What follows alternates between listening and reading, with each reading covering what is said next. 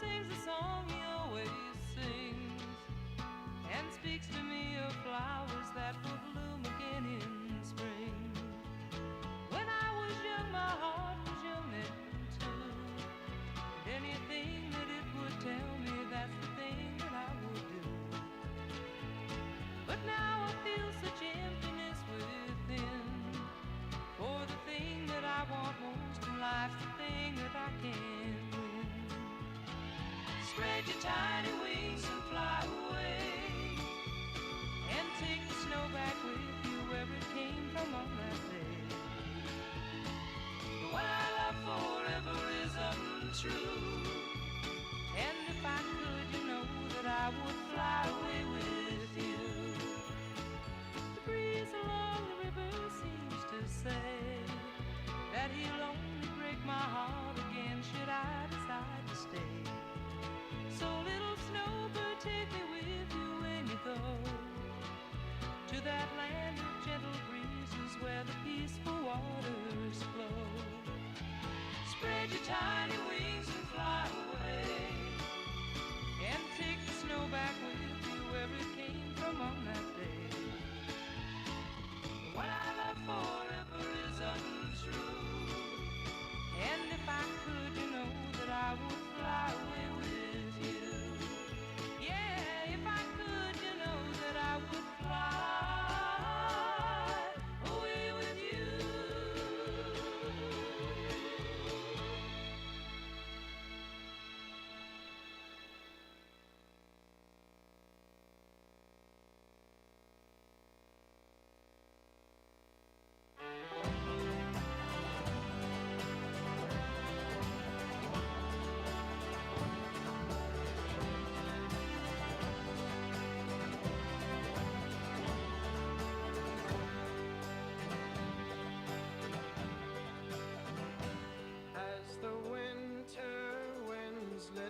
London with lonely hearts. Oh, the warmth in your eyes swept me into your arms. Was it love or fear of the cold that led us through the night? For every kiss your beauty trumped my doubt, and my head told my heart let love grow, but my heart told my head this time no, this time no. We'll be washed and buried one day, my God, and the time we were given will be left for the world. The flesh that lived and loved will be eaten by flame, so let the memories be good for those who stay. Hey, and my head told my heart let love grow, but my heart told my head this time no. Yes, my heart told my head this time no, this time no. Oh, the shame that sent me off from the God that I once loved was the same that sent me into your arms. Oh, and pestilence is one when you are lost and I am gone, and no hope will overcome. But if your stripe strikes at your sleep, remember spring swamps snow for leaves. You'll be happy and wholesome again when the city clears and the sun ascends. Hey,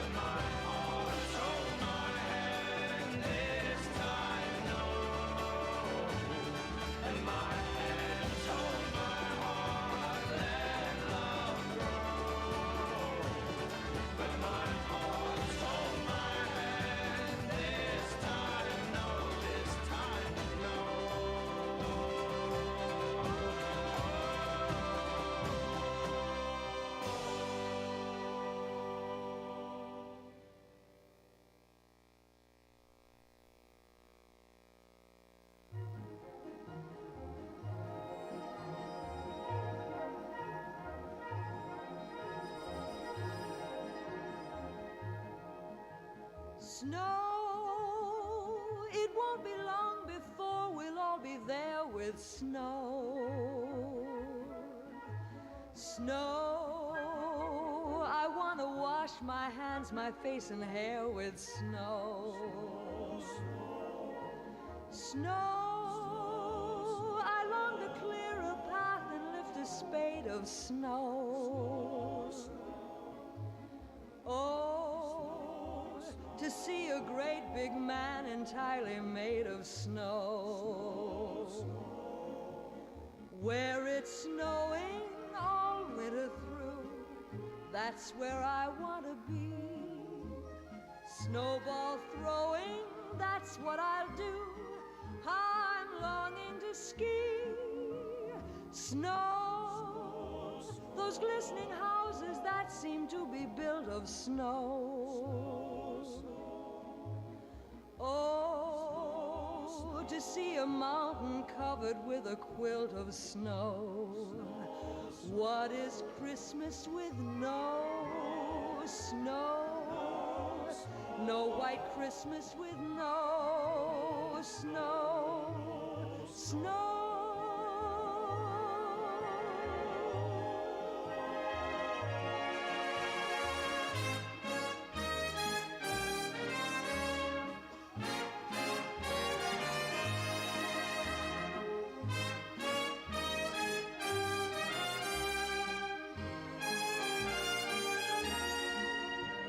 Snow, those glistening houses that seem to be built of snow.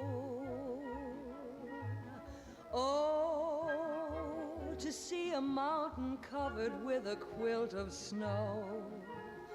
What is Christmas with no snow? No white Christmas with no snow. Snow.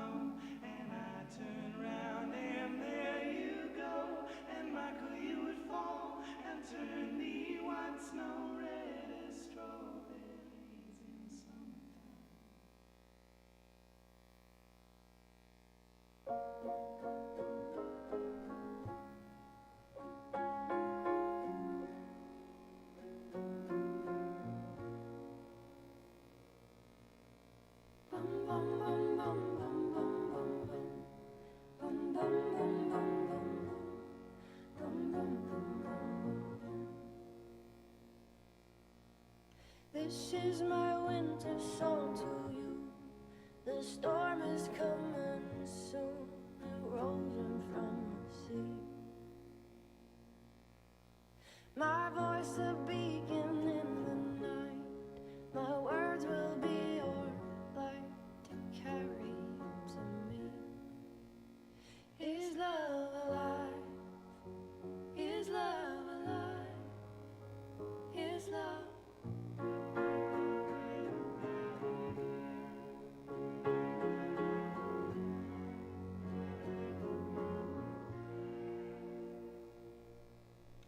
They say that things just cannot grow beneath the winter snow, or so I have been told. They say we're buried far, just like a distant star I simply cannot hold. Is love alive? Is love alive? Is love alive?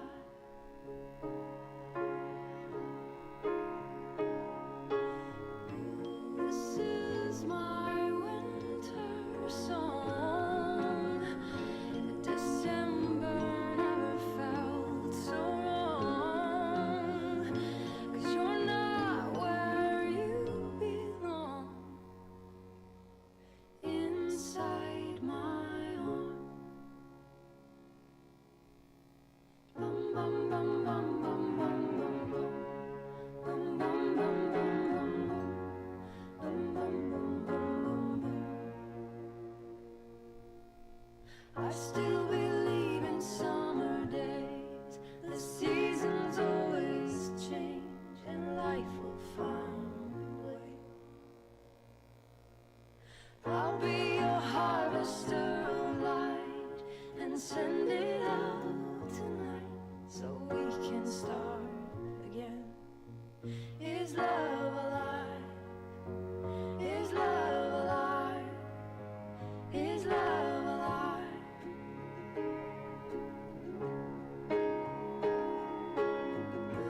This is my winter song.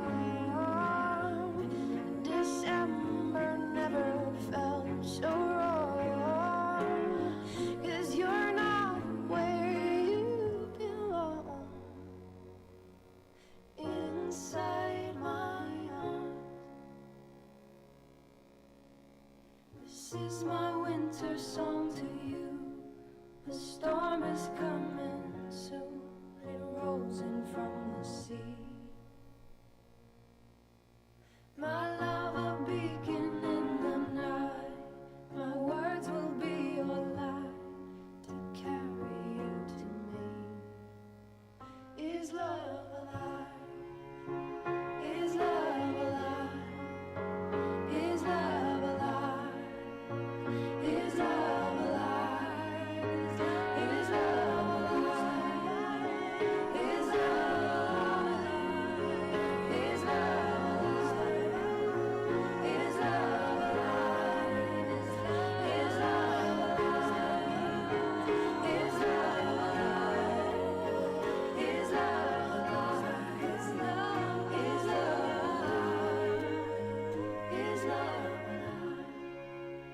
Is love alive?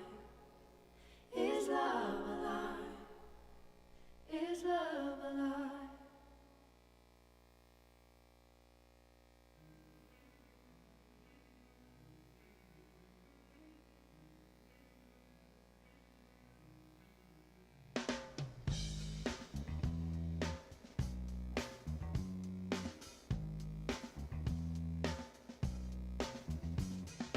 Come to decide that the things that I tried were in my life just to get high on. When I sit alone, come get a little known, but I need more than myself this time. Step from the road to the sea to the sky, and I do believe that we rely on. When I lay it on, come get to play it on, all my life to sacrifice. Hey, oh, listen what I say, oh,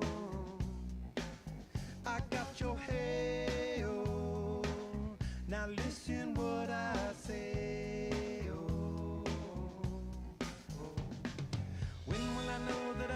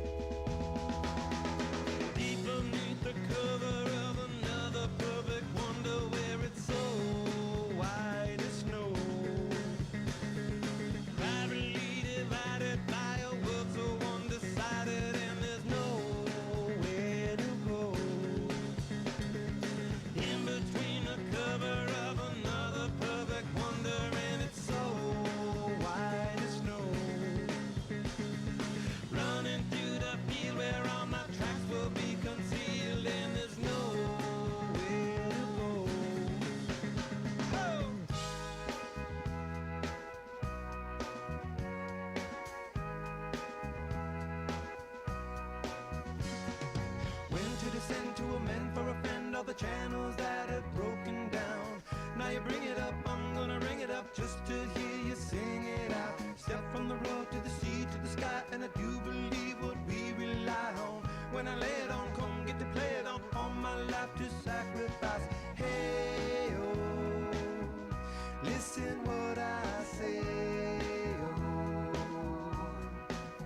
I got your hey, oh, listen what I say, oh. The more I see, the less I know, the more I like to let it go. Hey, oh, whoa,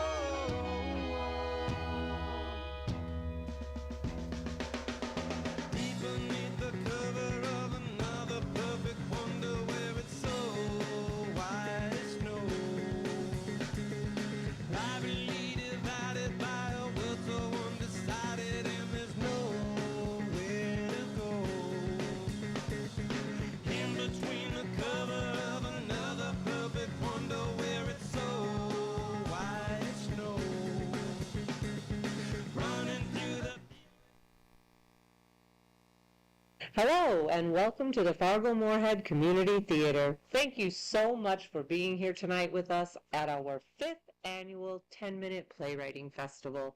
I'd like to take a moment to thank the 189 playwrights from around the world who submitted works to our festival. Now, please, if you would, turn off your cell phones, sit back, relax, and enjoy the 10-minute plays.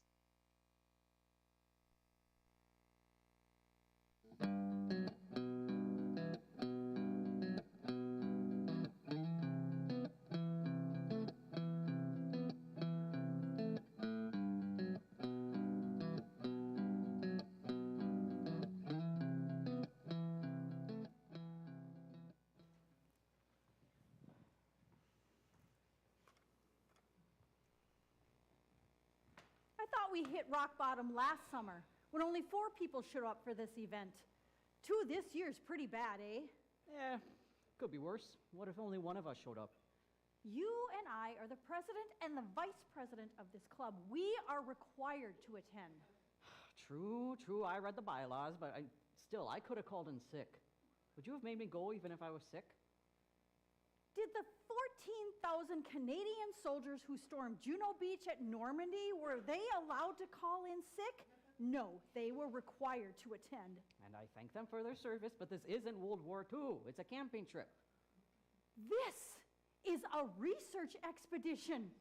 I used that word specifically in the About section of the Facebook page. I don't know, you think maybe people don't want to work on their days off? The Saskatchewan Sasquatchers Club is not a social group. It is a knowledge collective. Right there in the About section of the Facebook group. I read every word of the Facebook group page like you told me, but you know people don't use Facebook anymore. All that AI stuff freaks people out. It freaks me out. Don't get me started on AI. Have you seen what they call AI art? Terrible. No disagreement there. Have you seen what they call Sasquatch AI art? That is the worst, bottom of the barrel trash. Insulting, disrespectful, ugly. You've seen my watercolor paintings, right? You bet. You post them on the Facebook page all the time. Beautiful work, striking. When I create Sasquatch art, I am using years of knowledge from my research. I apply primate physiology. AI is supposed to do all that stuff too, right? And I spend hours, tens of hours, creating sketches for each painting. And your work ethic is impressive. But when I post them on the Facebook group, only a few people like them. Well, I like your art. I mean, it's not that I care what other people think. I create my art for the sake of art. Sure, all artists do. It's just nice to be appreciated is all. I appreciate your art.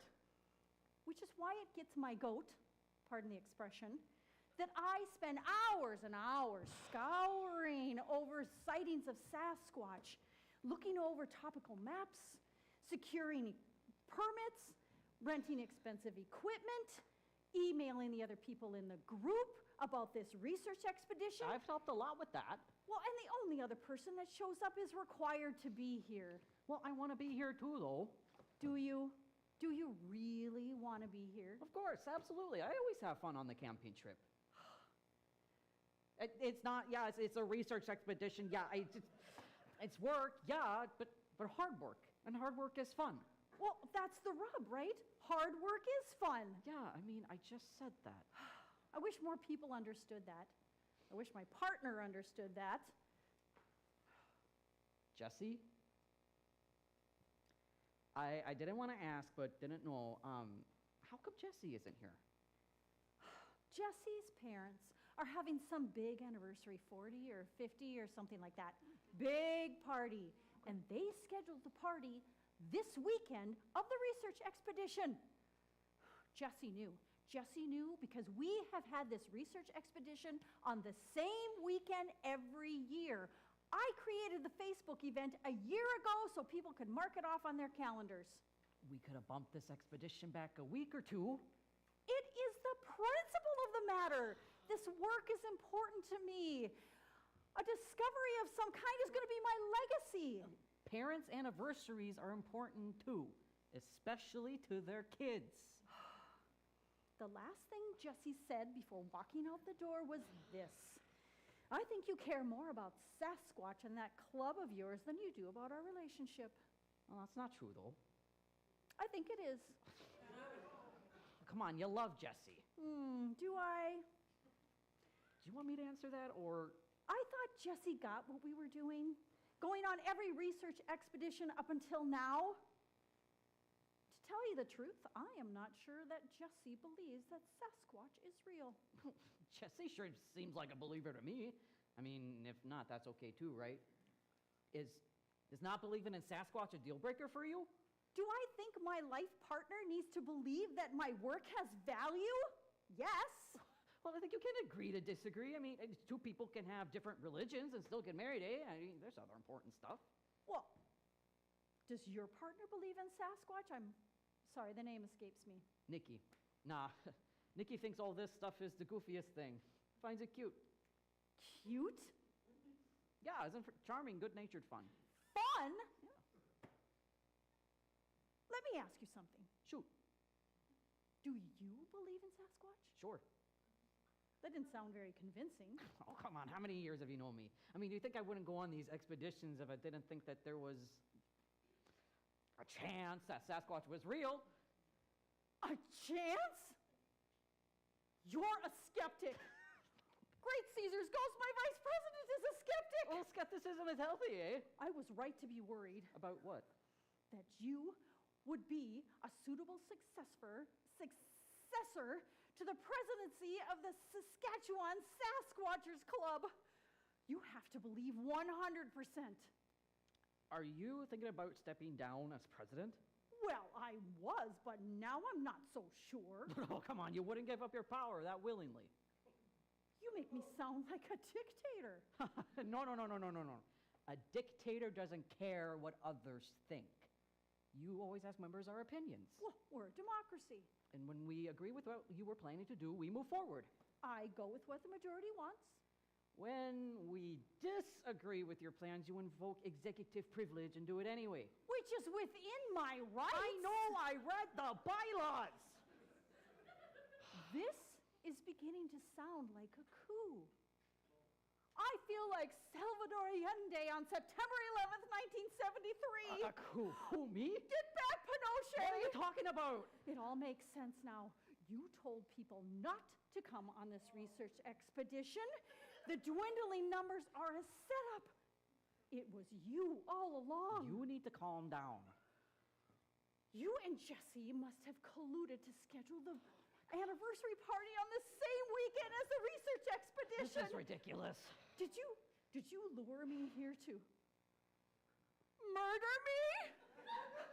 At tout brute! I don't want to be president. Okay?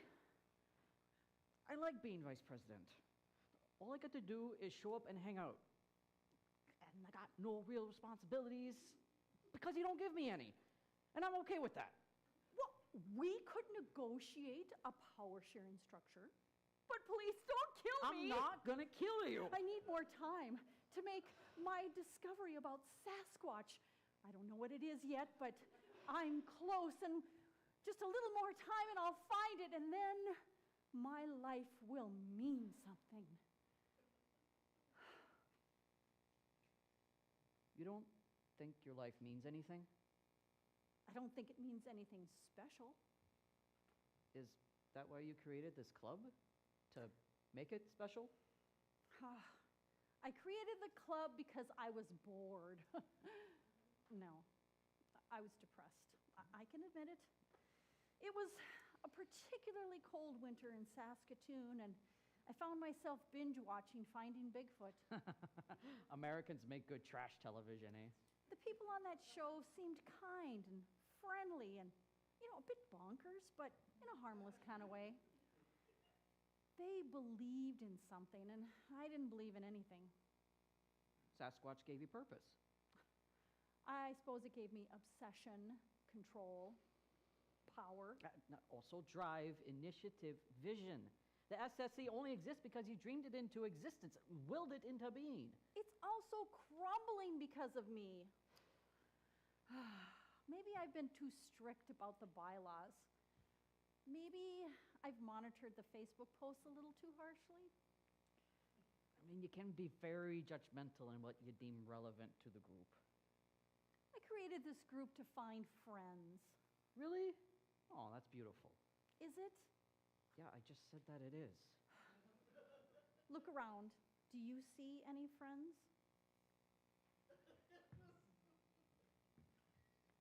I'm right here.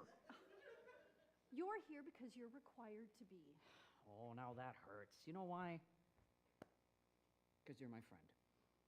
You consider me a friend? Of course. Not just the authority on all things club related? A friend. I hope that makes starting the club worth it. Oh, it does. Thank you.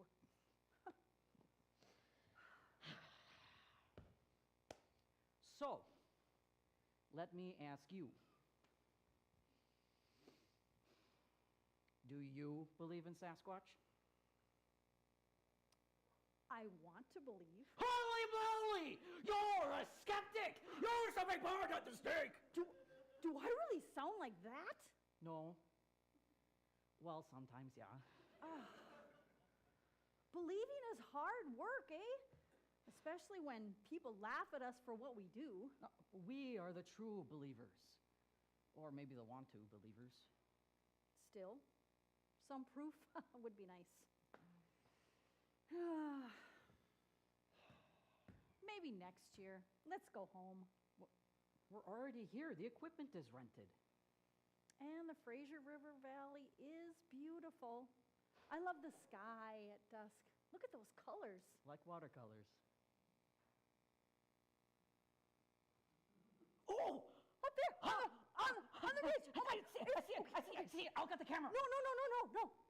Just look at it. Nobody will believe us without proof. Skeptics don't deserve proof. This site is for you and me. The believers. Wish Jesse was here.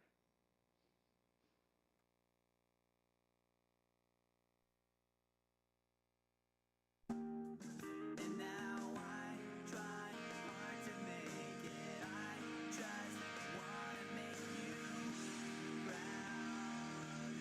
I'm never gonna be good enough for you. I can't stand another fight.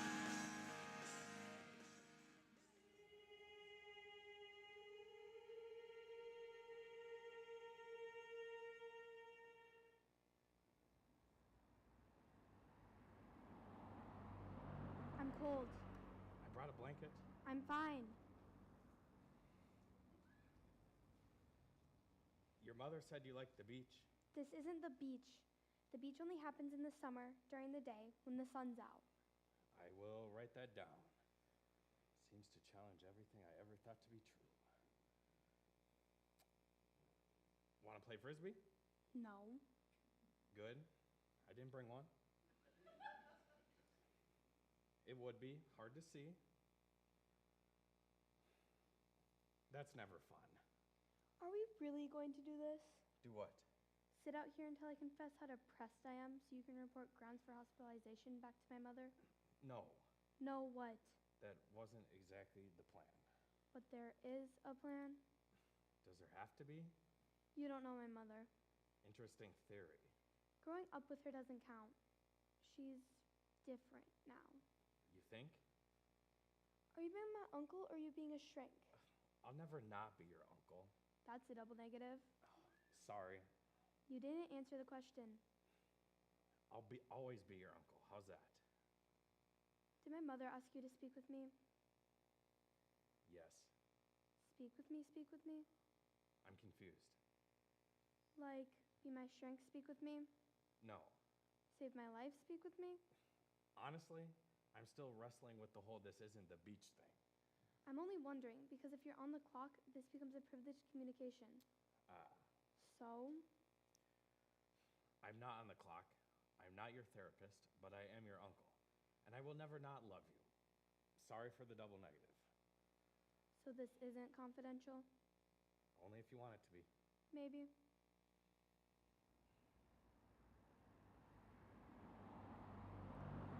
I think you'd be surprised how not different she is, actually. She's always been a pain in the ass. Are you being my niece or my therapist? Funny. I thought so. What did she tell you? She said you were sad. Are you? She thinks I'm depressed again. She doesn't let me go into the next room without peering around the corner or asking me a million questions. Last week, she got rid of every steak knife in the house. And this week, she's been sanding down the sharp edges in my room. And I like steak. I might as well be in the hospital. Do you believe that? You sound like you're on the clock. Fair. Let me rephrase it as your uncle. What's your favorite kind of steak? I hate steak. I have so much to learn. Save yourself the trouble. You will never be a trouble. Maybe some lives aren't worth saving.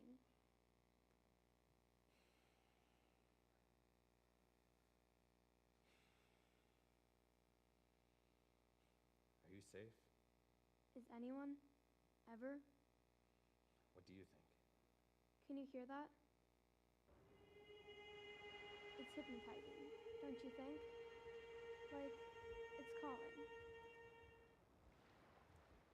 The voice of the sea is seductive, never ceasing, whispering, clamoring, murmuring, inviting the soul to wander off for a spell in the abyss of solitude, to lose itself in inward contemplation.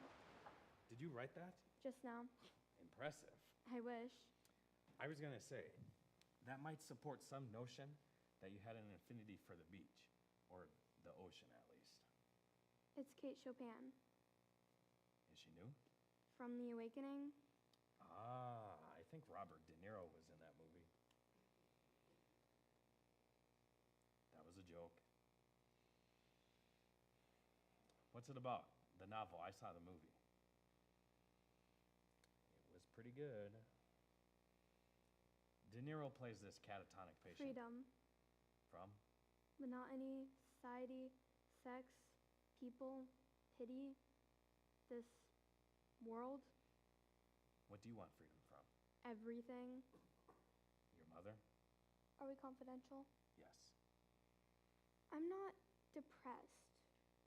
I just don't feel anything.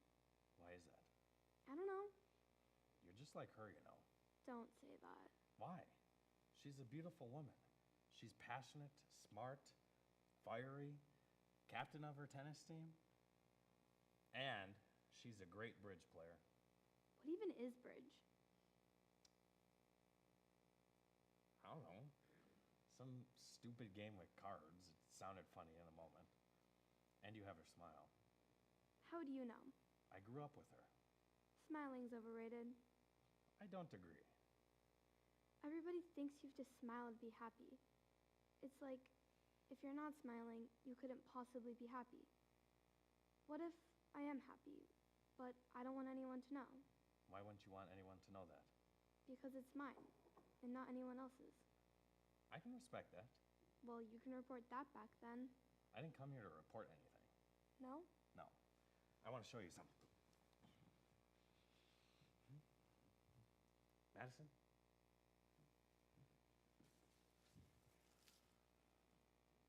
What are you doing? Shh, we're not supposed to be in here.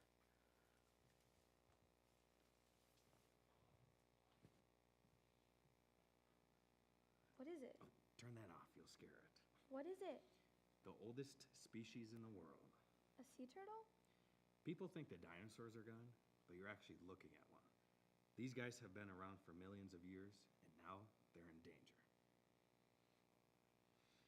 Imagine that you survive the T-Rex, but ultimately, it's the humans that get you. Not enough people see the value of every life. Tomorrow, or sometime tonight most likely, this beach will be covered. There'll be thousands of these guys. They'll be crawling out of these holes, looking for a safe space and something to eat. Their instinct will draw them towards the brightest light. Hopefully, somewhere out there. But some will get lost, disoriented, and head out onto the street. Some will get stuck in the reeds. Some will get scooped up by the birds. But some will make it out into the ocean. It's their home. It's dangerous out there too, but very few of them will survive. But when they're ready, they'll come back to exactly this spot and lay thousands of eggs themselves, just like their mothers. They say you can see the mothers cry when they lay their eggs. Scientists will tell you it's something about releasing salt and sand in their eyes. But I just as soon believe it's because they know that there's nothing more beautiful than life.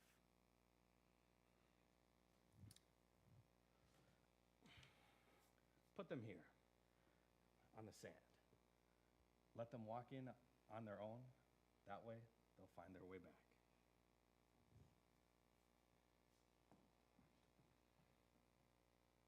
They're coming.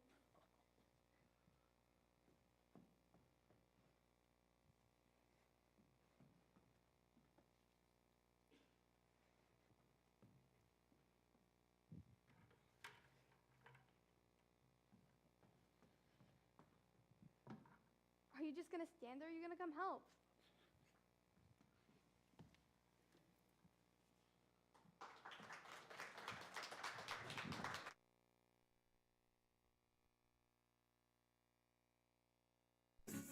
After I died and the makeup had dried, I went back to my place. No moon that night, but a heavenly light shone on my face. Still I thought it was odd, there was no sign of God just to usher me in. Then a voice from above, sugar-coated with love, said, let us begin. You got to fill out a form first, and then you wait in the line. I was dead for 4 minutes. I remember it perfectly. The pain faded, and I drifted to a dark, quiet place. So serene. Not anything like the mangled car that my body was in when it left consciousness. The accident was noisy and chaotic, and it was peaceful. I was no longer afraid. I felt safe. I was content. I never knew a place like this even existed. Now I do. I was there, floating, and then I felt like I was physically pushed away. I opened my eyes, and the paramedics were beating on my chest, and the pain was back. Oh, God, the pain. Except for the pain of coming back, dying is the best thing that ever happened to me. I've never been what you call religious. And sure, I went to church with my wife and kids, but mostly it was for their sake. My wife, Donna, she's religious. Yeah, she is. Even more so now since I died, after I told her what happened. I'm still not religious, mind you. I'm more of what you might call spiritual. I know what's waiting for me, for all of us, and it gives me peace. My wife says it's God's work. Jesus touched you, Freddie. That's what she says. Jesus touched you. Well, I'm not sure if it was Jesus or Buddha or Zeus or insert a God's name here. All I know is I was happy. And I was told, no, I was promised that that's what's waiting for me, for all of us. It was cosmic. I was communing with Mother Earth. She embraced me, holding me close in her bosom, whispering sweetly, "You are born of the body. To the body you will return." We were in a gallery surrounded by the most beautiful paintings. Each one was a scene from my life, an exquisite diorama telling my story from birth to death. We walked arm in arm until we came to a blank canvas. "Why?" I asked. "You must go back," she said. "Remember, you are of the body." 7 minutes with the goddess, and I am forever grateful. It was cosmic. Hi, I'm Sam. Now, I've been dead 5 times.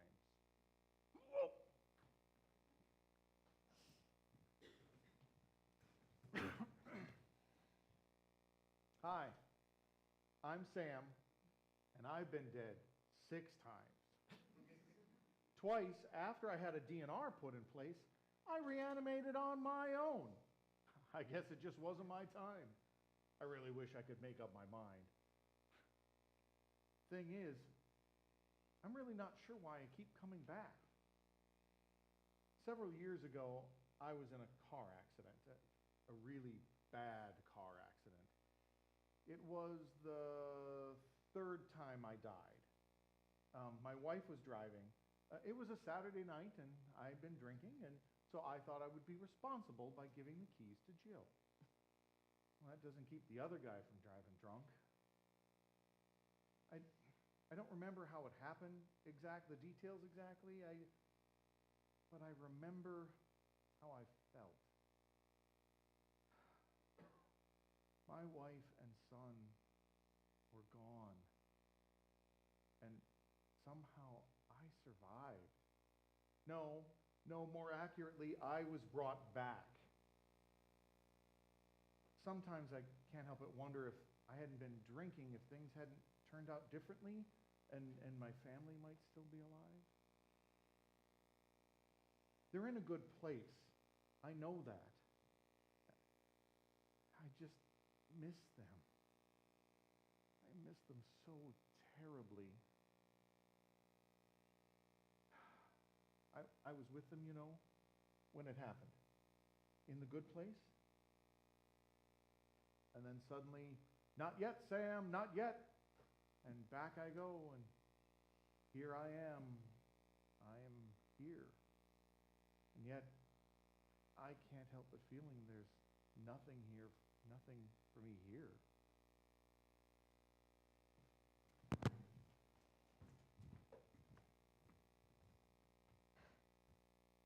I'm sorry I'm not ready to share. That's all right. As you've heard, we've all had pretty unique experiences. 6 times. That's amazing.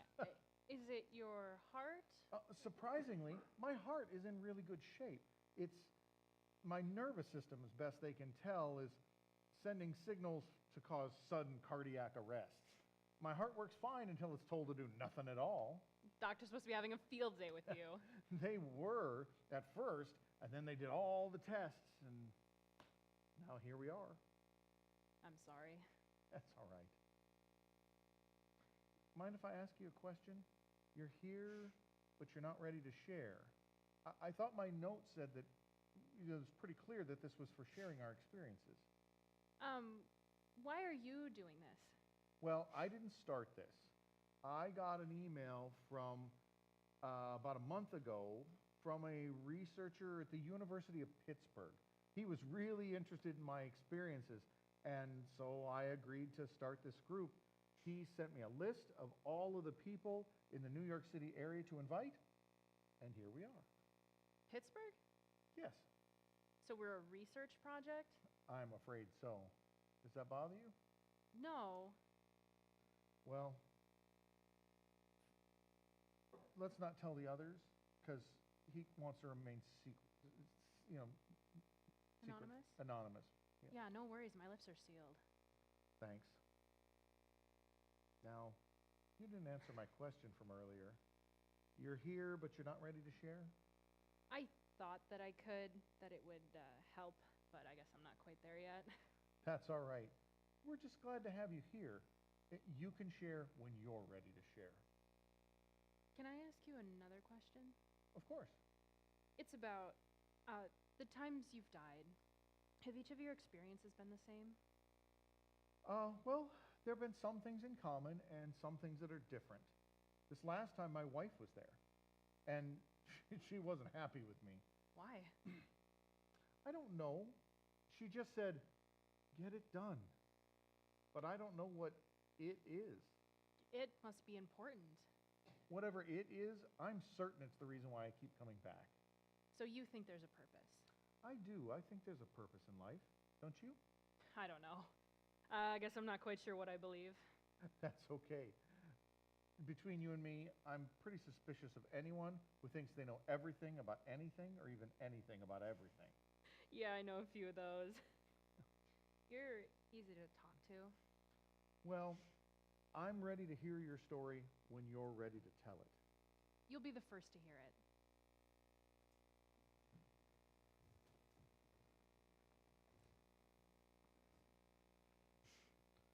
I was in the hospital for 2 weeks. I know, that doesn't sound like a long time, but it felt like a lifetime. There was so much I wanted to do. I felt the need, an urgency to do a few things. The first thing on my list was making up with my sister. We had a horrible fight over something stupid, as siblings do occasionally. And I don't know if it's us getting older and more stubborn or what, but we hadn't spoken to each other for years. And I love her. And when you love someone, they should know it. So it's off to church we go. Next thing you know, we're sitting in the sacristy with Father McCormick talking about the afterlife, or at least I'm giving my version of the afterlife. Donna keeps saying how it's God's work, and the priest is just nodding. When I finish, he takes a breath, looks me in the eye, and says one thing: "Bless you, my son." That's it. I think Donna was hoping that he'd declare a miracle or tell us how special we are, but all she said was, "Bless you, my son." So, I'm blessed. Just like that, the goddess sends me back to the realm of the quick. But I remember, I am of the body. We're all of the body. Everyone and everything is connected. Your joy is my joy. Your pain is my pain. Your body and my body are made of the same stuff. We share the same humble beginnings, and we share the same ends. The goddess provides for us in the between time, the time we exist in the realm of the quick. We are all blessed by the goddess. We are of the body.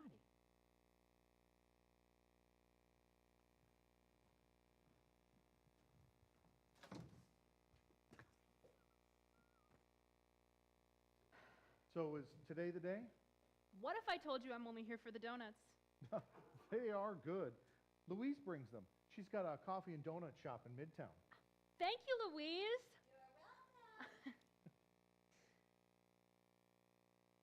You doing all right? You look a little tired. Oh, I'm okay. For now, anyway. Well, you let me know if you need anything, okay? I can trust you, right? Like, I feel like I can trust you. You're not going to tell me you killed someone, are you? What? No, of course not. Do I look like a murderer to you? You never know. The thing is, the reason that I'm here, the reason we're all here, This group, it's me.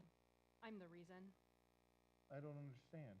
The researcher from Pittsburgh, he's my brother. Okay. He put this together for my benefit, and I didn't know, I swear, and if you hadn't told me, I never would have.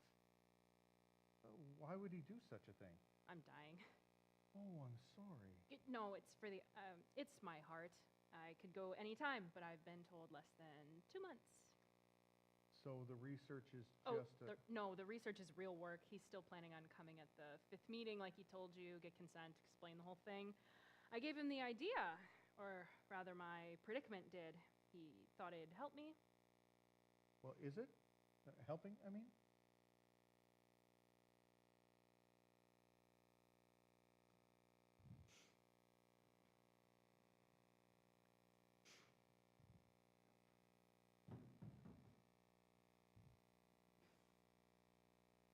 So now my sister and I talk every day.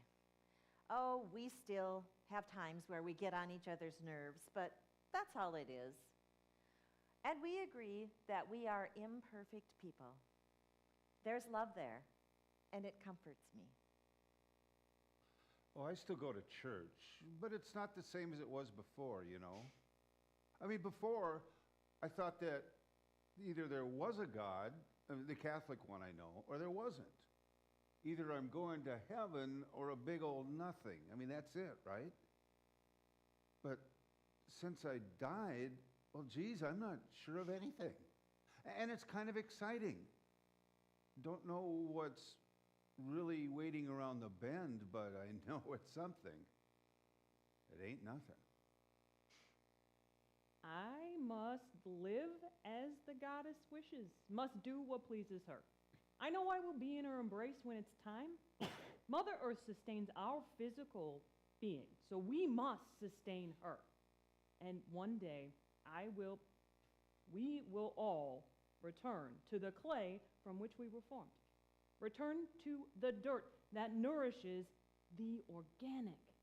We will become food for the body. We are one with the body.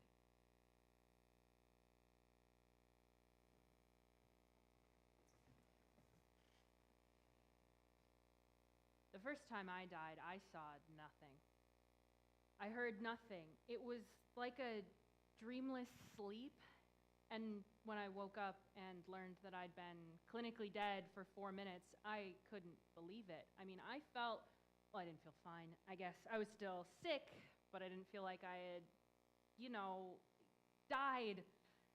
But in the days following, I grew morose and then depressed. I mean, you die and there's nothing. I wouldn't get to know the things that I wanted to know. The things that I believed we'd get a chance to witness after we die.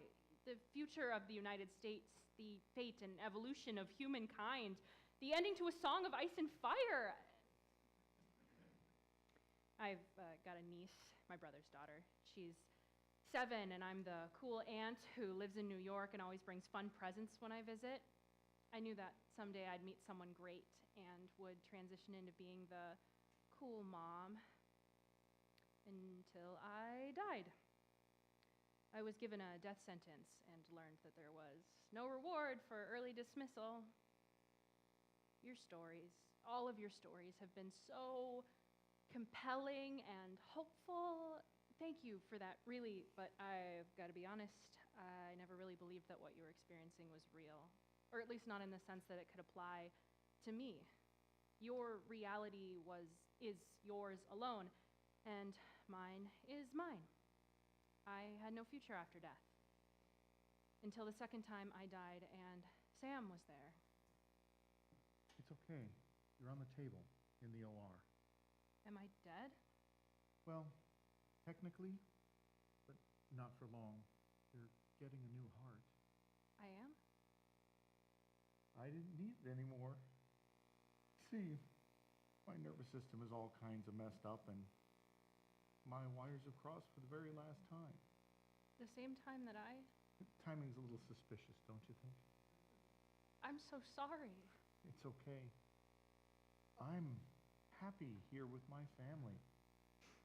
And you get to live a life. Thank you. It was you, what I had to get done. Gifting you my heart. Your purpose for living? No, no, my reason for living is my family. You are my reason for dying. I'm gonna miss our talks. Me too. One favor? Anything. I would like an Irish wake. Get drunk. Celebrate my life and my death. Done. And tell everyone I said hi.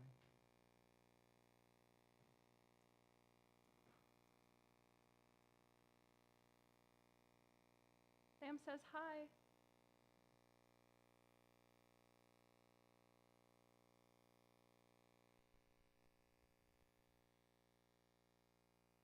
From the dark and lovely street to the bright side of the road, we be lovers once again on the bright side of the road.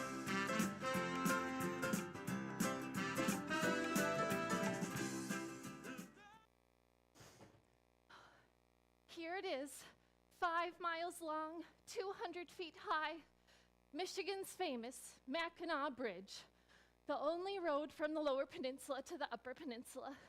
My God, that's high. Whew. Okay, Bridge, you're not getting the best of me.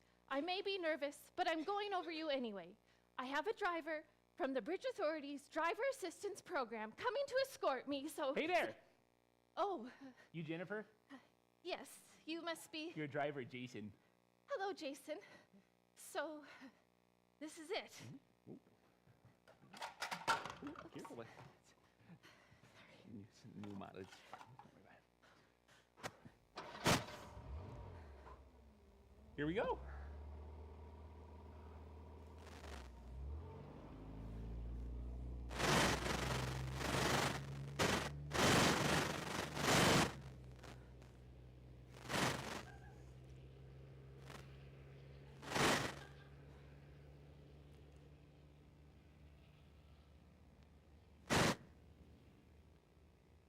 So, what brings you to the UP? Going to the Sioux for my aunt's funeral tomorrow, if I make it. I'm sorry to hear she died. She lived next door when I was growing up. I spent a lot of time with her. While your parents worked? More like when I needed to get away from them. But she moved up here a couple of years ago, and I haven't seen her since. I kept planning to visit, but because of this stupid bridge, I kept chickening out. Now you'll be seeing her in a coffin. Well, that's too bad, eh? You don't have to tell me. My therapist says I shouldn't let fear control my life. So I'm crossing this bridge to pay my last respects. And damn it, I'm gonna do it. And my therapist better be happy, because if a big gust blows us over the edge like that woman in the I was wondering when you were gonna bring that up. The woman in the Yugo. Poor girl, all alone in her car, and hurled off the bridge by high winds to plunge 200 feet to an icy death. Yeah, they don't know if it was the impact that killed her or she drowned. Oh my God. Couldn't find her body for 4 days. Whew. Oh my God. Yeah, I guess we're all just one freak accident away from a what you call untimely death. Stop the car. Oh, you're safe with me. But the Yugo. Oh, that was back in 1989. They closed the bridge in high winds now. It's a calm day anyway, eh? Here, look down there. No white caps. I can't. Well, sure you can. Think of how proud your therapist would be. I'm supposed to do this for myself, for inner growth. I'm supposed to be internally motivated, Everybody wants somebody to be proud of them. like Aunt Rosie. So think of your Aunt Rosie. She wouldn't want you missing all this. You look at all that blue, far as you can see. You got Lake Michigan on the left, or Lake Huron on the right, or like eagles soaring over them. Look, you can see the islands. Look at the freighters. They seem so tiny from way up here. Oh, you're missing it all. Remember Aunt Rosie. Hey, you peaked. Hey, good for you. Watch the road, please. Tell me about yourself. I teach middle school. When do we get there? You like teaching? No, kids are brats. Can you get away from the edge? You got kids of your own? No, Married? no. Oh my God, getting even higher. higher. we're almost at the top. What do you do for fun? I knit scarves and watch documentaries. With friends? No, I live alone. There's nothing wrong with that. No, of course not. I live alone myself, you know. As long as you live a full life, there's nothing. I don't. But what about the documentaries? About people I don't know. And the scarves? Knit for who? Strangers from some charity? That's still nice of you. I do it to release tension. My therapist suggested. Will you slow down? You're safe with me. We're halfway there. Just get me there. That's what I'm trying to do. I'm sorry. Should have snapped. It's okay. You're nervous. Me, nervous Nellie, too high strung, like my father used to say. Man up, say. To me, his daughter. Ugh. Didn't like it when I cried. He and Mom fought. He gets so loud, especially when they've been drinking. Thank God I could go to Aunt Rosie's. She was a special lady, eh? Yeah, she used to take me to get a milkshake when I'd get A's on my report card. My parents never even noticed, but Aunt Rosie did. So, how about you? How long have you been doing this? Oh, couple of years. And before that? Drove school bus. School bus, so you know about the brats. Yeah, afraid so. And before that? The army. Oh. Were you in combat? Yeah. 2 deployments. Oh. Oh. Been terrible. It was. It was the best of times. It was the worst of times. There were best of times? Might sound funny, but yeah. I'm afraid I don't understand. No, it's okay. Thanks for not pretending to. I thank you for your service. You're welcome. I must be pretty silly compared to what you've been. Oh, people are scared all the time. They just don't like to admit it. Were you scared when you were in combat? Does a bear shit in the woods? But yeah, no, I learned to be calm inside the fear. You know what I mean? Not really. Mm. What was it like when you came back? It was pretty rough. I mean, I didn't know what to do next. And my girlfriend broke up with me. We were supposed to get married, so that was a shock. Ouch. So then I got the job driving school bus. But the kids, boy. We're a bunch of rats. I understand. So I started going to night school. And after I graduated, I got the job with the bridge authority. And taking people across the bridge is the best part. Really? Why? Well, my time overseas was, it was mostly bad. I saw a lot I don't like to remember. You know, but I learned something important. That I could do what I had to do even when I was scared, or terrified even. So when I'm driving people across the bridge, I figure I'm helping them do what they have to do, even if they're terrified. Or at least just get them to the other side. Maybe even help them see some of the beauty of this place. Kind of like you and your scarves. Just making something good out of something bad.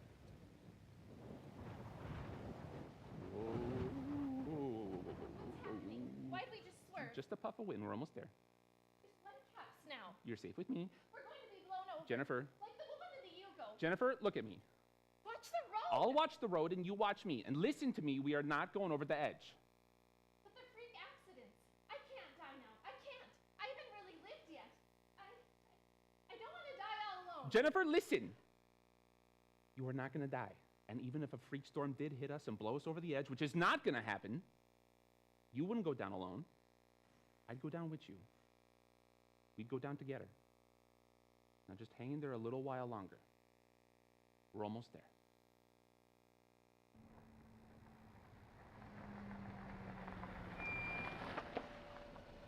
And here we are.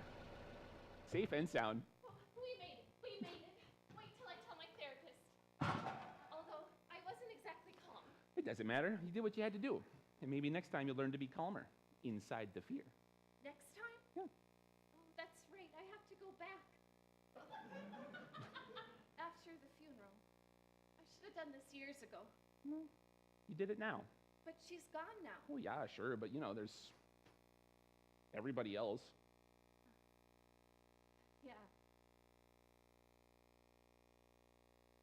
You know, Jennifer, if you like, I can drive you back. You can ask for me. Might be nice to be with someone familiar after a funeral. Thank you, Jason. But I want to try to drive it myself next time. Okay. Good for you. Well, I'll be here if you change your mind. Thanks. Thanks for everything.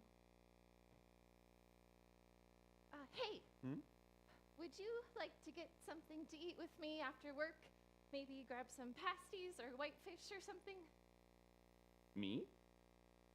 I'm sorry, I shouldn't have asked. I'm your client, I'll just... No, I'd like to. I just, I haven't really dated since my ex broke up with me. I guess I've been too nervous. It's stupid, I know. Hey, you're talking to a nervous Nellie, remember? I haven't dated much myself. Maybe we can cross that bridge together. We made it across the Mackinac Bridge, all 5 miles long, all 200 feet high. You even helped me see the view. You promised that I'd be safe with you, and I was. And now, Yeah? I promise you'll be safe with me.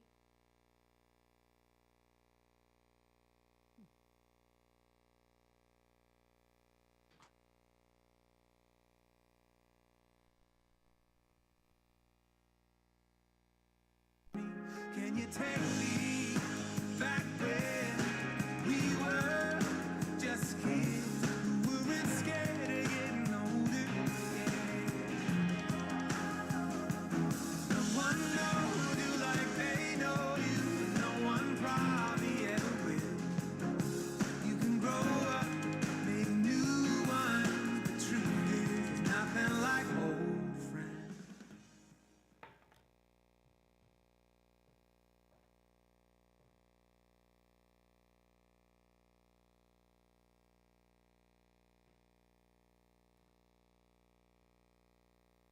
Ellen? It's me, Pamela. Pamela from 3rd, 4th, and part of 5th grade? Oh, sure. We were at Grimthorpe Elementary together, right? Ellen, it's me, Pamela. Your imaginary friend, Pamela. Gosh, it's been what, 25 years? Oh, my imaginary friend, Pamela. That's good. That's very funny. This is my idiot brother's idea of humor, right? Okay, come on out, Kevin, you little weasel. Shh, keep your voice down. This is a public library, for crying out loud. Look, I didn't mean to upset you. I was just over there in fiction, and I saw you sitting there, and I thought, we could catch up. I'll leave if you want me to. No, wait. It really is you, isn't it? My Pamela. I recognize the scar.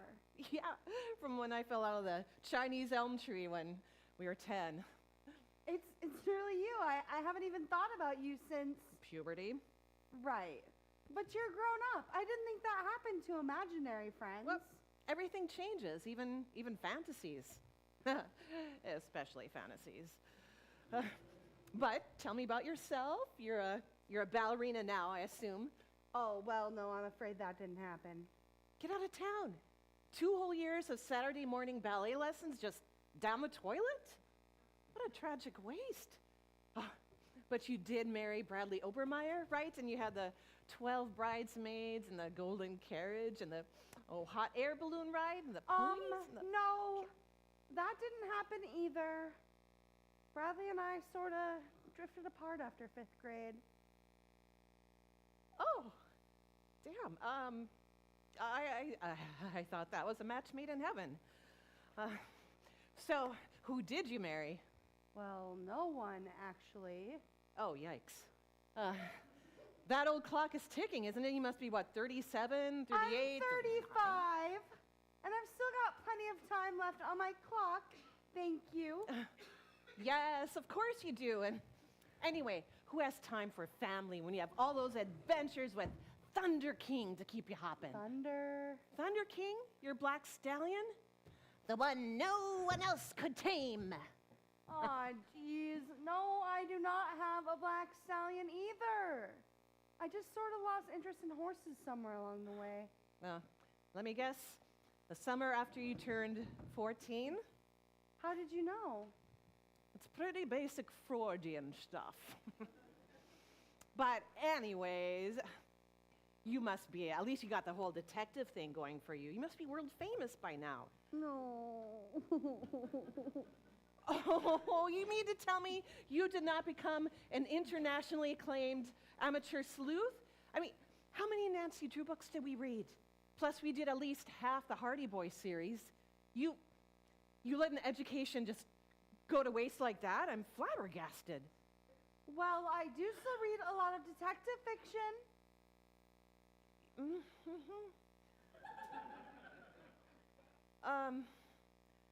So whatever happened with your folks? Mom and Dad? Yeah. Oh, they're, hanging in there. Still in the same old house. Dad's retired. Mom's got some problems with her knees. Wait, but so they're still together? Boy, I remember when we were still hanging out, you were convinced that they're gonna get a divorce. You remember that? Yeah, they were fighting a lot back then. It was awful. That was a really stressful time for me. I don't know how I would have managed without you. Anyway, they're still married and still fighting. I guess I've just learned to tune it out. Do you get to see him that often? Well, I go help out as often as possible. Mom can't handle the gardening now, so I take care of that. And I straighten up my dad's computer for him when he gets it all bollixed up. I give the house good cleaning every couple of weeks. You know how it is. You do what you can. Oh, old Bozo. Whatever happened to him? Poor little Bozo. Oh. He lived to be 16. Mom and Dad couldn't really handle all his medical issues at the end, and of course, Kevin didn't want him. So I took him to live with me his last few years. I miss that dog. I have a cat now. Oh. She has leukemia. So I take it Kevin still lives around here and he's still kind of a jerk. Oh, geez. Kevin, master of the Dutch rub and the wet willy. Yeah, he's still around. Still a jackass. I really should have conjured up an imaginary brother for myself, too. Anyway, Kevin has a teensy problem with alcohol now. And gambling. And taxes. But he also has the smartest, funniest little daughter. She spends a lot of time at my place. Kevin gets her every other weekend, and sometimes, well, a lot of times, he forgets and makes other plans, and so she ends up with me. We do arts and crafts projects together. It's so fun. Oh, hey, whatever happened to, oh God, what was her name? That ditzy blonde you always hung out with. You rode bikes together and she needed a bra when she was like 10. Lori Beth Hammersmith. Yes. Yeah, we stayed best friends all the way through middle school. And then our paths just sort of diverged. Lori Beth became a cheerleader, and I became treasurer of the Spanish club. Oh, Spanish club? Oh my God, that must have been so much fun. Oh yeah, sure. See, a bunch of non-cheerleaders sitting around practicing useful Spanish phrases like, I hope Maria's cold gets better soon. Well, you may not have been a cheerleader, but I bet you were really well liked. Oh, hey, senior prom, who'd you go with? Anybody that I know? I had my fingers crossed for Gary Brickle, remember him? With the adenoids? Yeah. But our Guatemalan exchange student got in there first. Jorge Goldman. He was about 5 feet tall and he smelled like Vicks VapoRub. And you said yes when he asked you? Well, what else could I do? He would have been so humiliated if I turned him down. Besides, as an officer of the Spanish club, I sort of felt it was my duty. Anyway, Jorge turned out to be a pretty decent dancer. We still exchanged Christmas cards. You know what, Ellen? You turn out to be a really nice person. Oh, nice. What a limp, soggy little word that is. Look at me. No, don't. I'm a disappointment to my own imaginary friend. No horse, no husband, definitely not a prima ballerina. And detective? There's never been anything remotely mysterious about anything in my whole pathetic little life. I'm a computer programmer for a life insurance company. I live in a dumpy little duplex with low water pressure and no soundproofing. I buy most of my clothes at Target. My last vacation was a 3-day weekend in Silver Dollar City with my 8-year-old niece. I haven't been on an actual date in almost a year. You know, you're right. Nice doesn't do you justice. What you are is good. Good? Oh, that's rich. If I'm so good, then what's that scar on your forehead then, huh? Oh, you know perfectly well it's when I took a tumble out of the Chinese elm tree. And you know perfectly well that it was no fall. I had just gotten my first ever C on a report card, and you weren't being sympathetic enough to suit me, so I took it out on you. I pushed you out of that tree. Ellen, let me remind you, I am a figment of your imagination. You didn't have to give me that scar, let alone make me keep it. You could have erased it at any time. But you chose to keep it as kind of a penance, a reminder. So I stand by my assessment. You are a good person. Well, not good enough to ask you anything about yourself, obviously. Quarter of a century since I've seen you, and yet this whole conversation has been about me. Let's talk about you. What are you doing with yourself now? Who did you grow up to be? Right. Okay. All right. So, all right. You see that guy over there? He's kind of hunched over. He's wearing glasses and he's kind of balding. Yeah, okay. What about him? That's my latest gig. I'm his imaginary lover. No! Ew! Oh, Pamela! That's awful! That's degrading! How did this happen to you? What can I do to help? Oh, I know. Come back to me. I'll take you back. Helen, it's not what you think. Stuart is a lovely person. I enjoy his company immensely. It's okay, Pamela. You can tell me. I won't judge. He makes you do things, doesn't he? All right. Sometimes he makes me watch nature documentaries on TV, and frankly, they bore me senseless. Oh, yeah? And what does he make you wear while you watch these nature documentaries? I don't know. This? Come on. He doesn't make you dress up in weird Eastern European lingerie. He doesn't make you wear latex things or like a dog collar with spikes. Ellen, what kind of books are you reading? The most erotic thing that he makes me wear is this long, flowing white nightgown with billowing sleeves and a ruffled collar. Something he saw in Masterpiece Theater. So you do sleep with him? Well, of course I sleep with him. I'm his imaginary lover. And what do you do with him besides sleep? Well, if you must know, we do a little cuddling and some kissing. Stuart is an excellent kisser. And nothing. Listen, what Stuart and I mostly do is just hang out. We cuddle up on his couch, we watch movies, he tells me about his day, he reads to me. Out loud? Yeah, why not? He's an excellent reader and he loves the sound of his voice. It's his only vanity. Look, Stuart he's a smart, thoughtful, kind person. He just never managed to stumble onto the right flesh and blood woman. You know, he's shy, he's pushing 40. He doesn't have much along the lines of family. He's lonely. I feel a need. Surely you of all people can understand that. Well, yes, I guess I do. Oh, of course I do. I'm sure you're very good for him, and I'm relieved to know he treats you well and you're happy in your current situation. Well, I mean, it's such a cushy gig. He's interested in just like everything. Did you know that there's a museum of medical quackery in town? Have you ever been to a butterfly sanctuary or the Bowling Hall of Fame? Stuart, he tries to do something different at least once a week.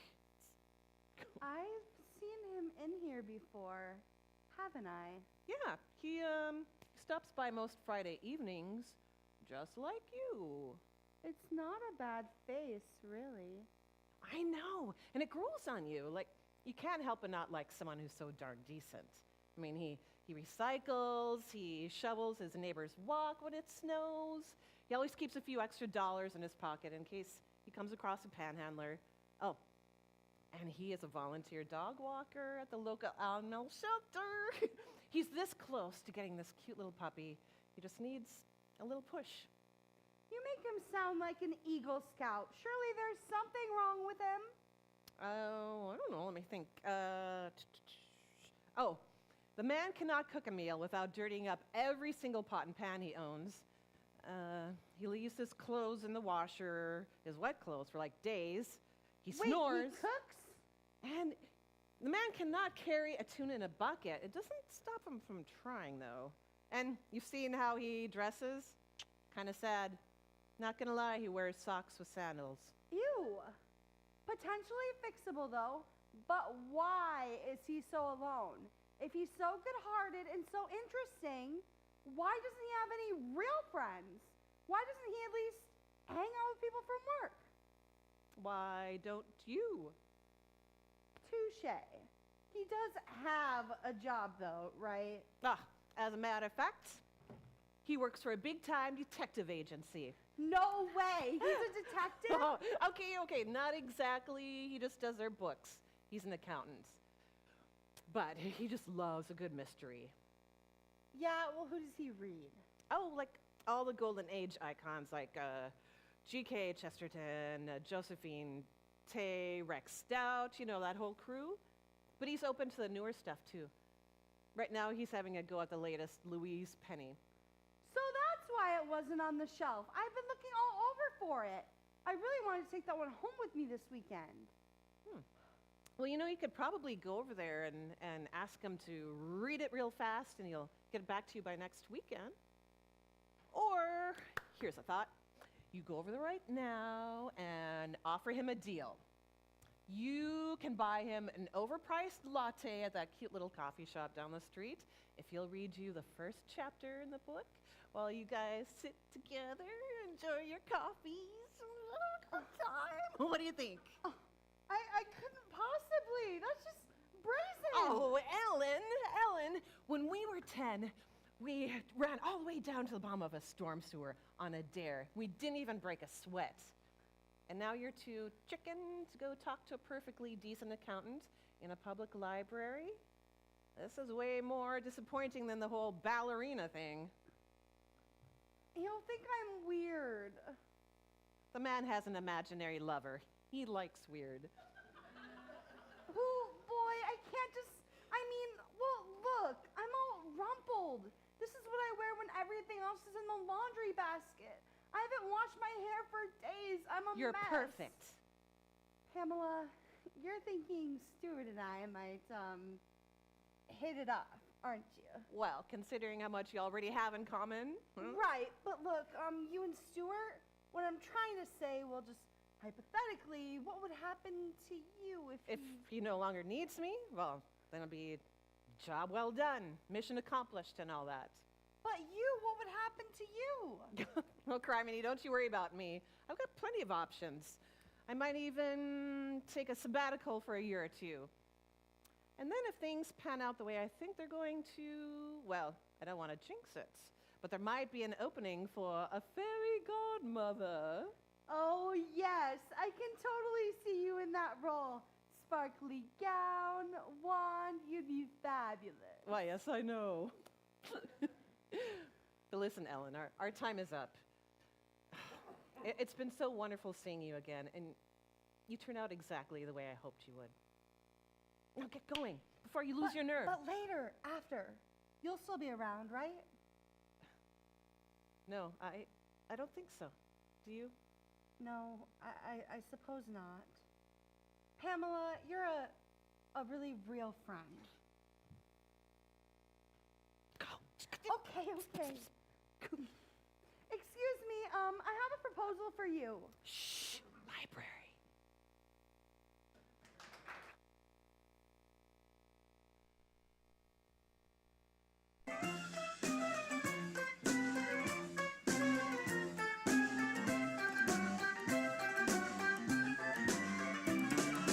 Baby, oh no, I chose this lonely life. It seems a strange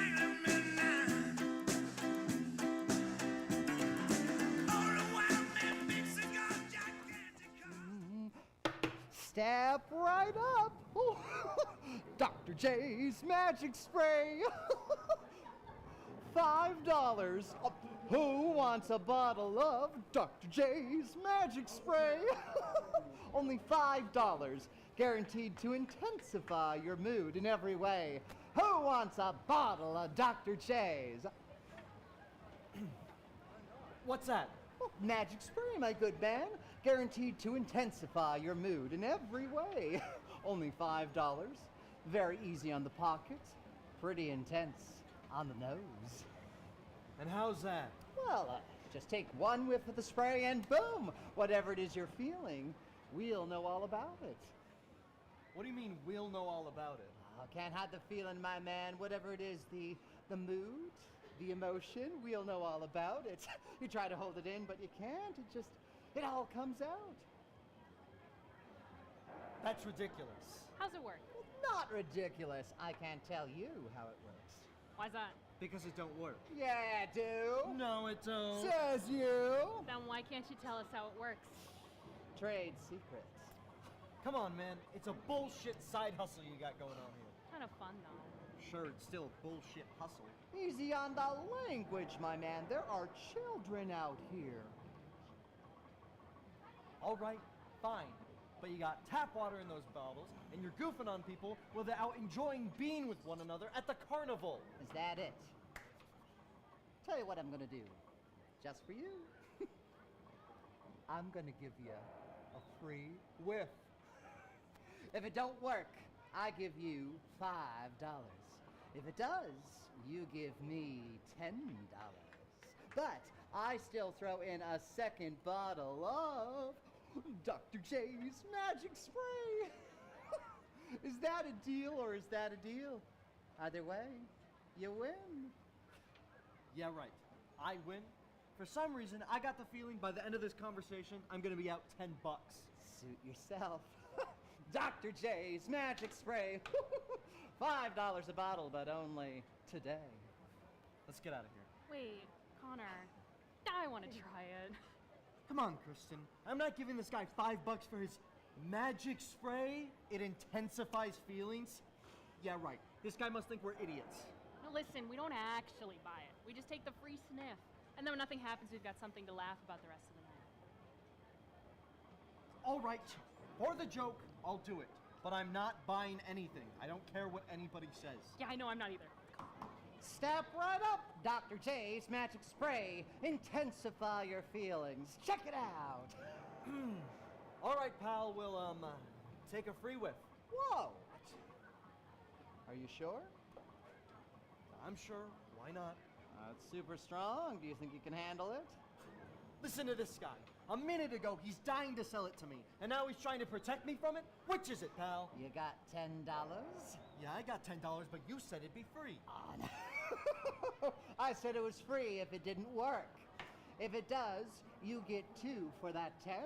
So, show me that Hamilton. Then you can take a whiff. Go ahead, Connor, do it. Wait. Who's gonna judge whether it works or not? Well, simple. You tell me. What do you mean I tell you? Just what I said. You tell me. You be the judge, and if it don't work, I give you $5. If it do, you give me 10, and I give you 2 bottles of Dr. J's Magic Spray. Yeah, I got it. That's Dr. J's Magic Spray, guaranteed to bring your feelings out all the way.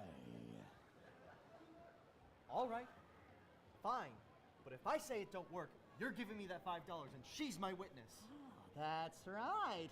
You say that your feelings aren't intensified, and you win an Abe Lincoln. What if he lies? That, my dear lady, is a risk I'm willing to take. I don't know. Oh, go ahead, Connor. You can't lose. You know you're just going to say it doesn't work. You're not an idiot. Guy's not going to get $10 from you. Want to bet? Excuse me? I bet you $10 that his feelings are intensified, and that he gives me that 10. You're insane.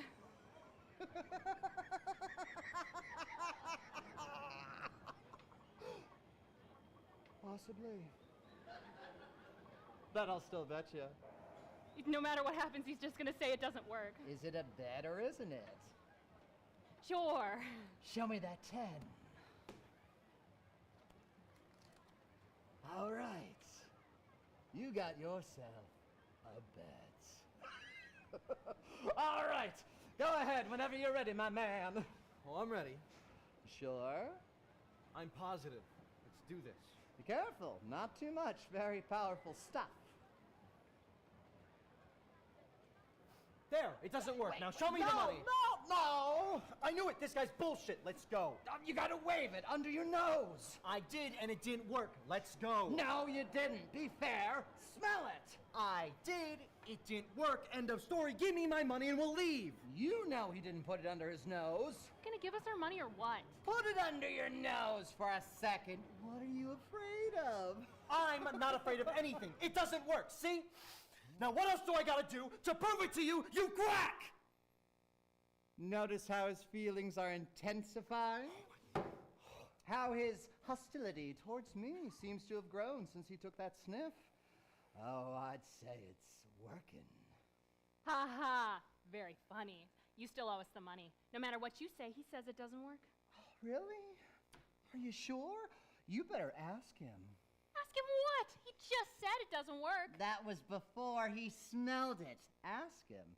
If he still says it, you win. This is bullshit. You're never gonna pay. Ask him. Connor, honey, does it work?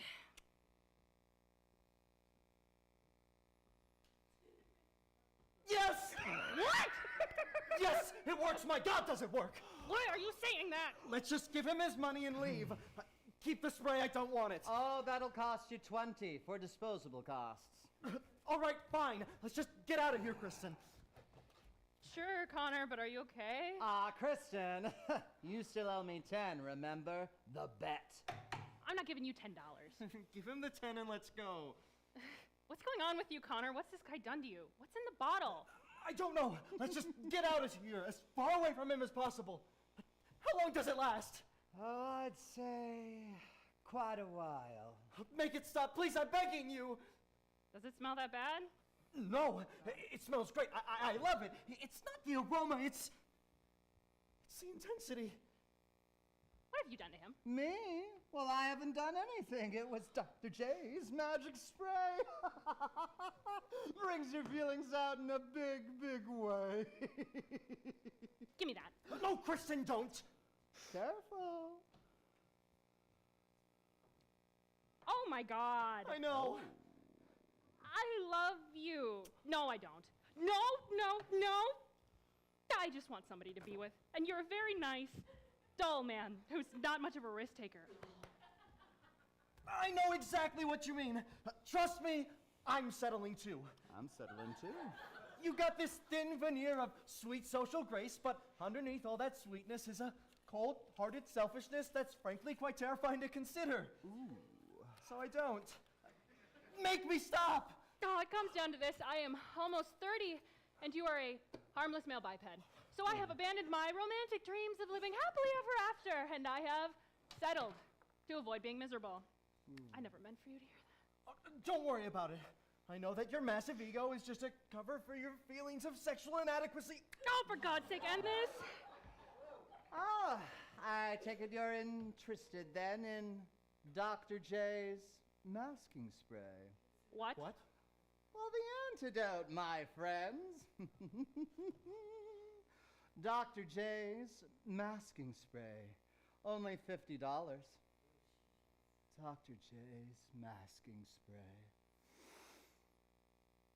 Guaranteed to keep your feelings safely tucked away. We'll take two.